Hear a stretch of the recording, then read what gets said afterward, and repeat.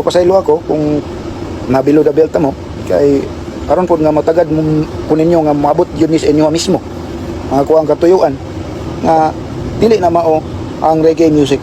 Irespeto na to gamay, ma'am manager, kay nakatandog mo og pagtuo sa usa ka tawo. Ha?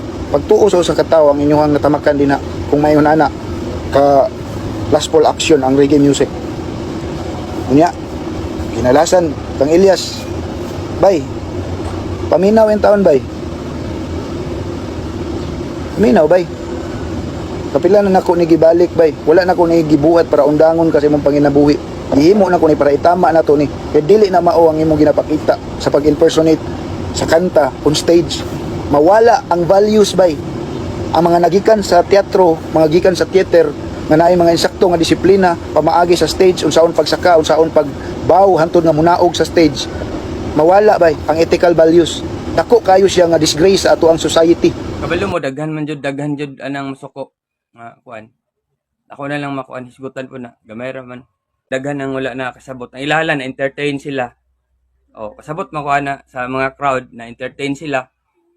O din wala po siguro lagi nakita kung unsay movement sa tinuod na movement sa culture sa reggae music. Unsay ipasabot sa reggae music. Pero ako nasabtan man ako ang kadaghanan karon medyo na-entertain lang sila. Ako nakita na-entertain sila sa lagi sa inana. Pero usahay sa imong pag-entertain or parents ka or educated ka nga tao, tanawa pod kung ang pagka-entertain nimo nga kung okay ba jud na siya. Di pero okay ra man na sa kung ibutang natog wala sa reggae music.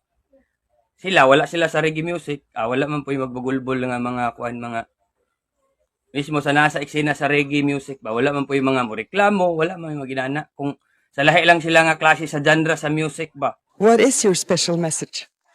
Truth, peace, and love, and music, and live it. And live it.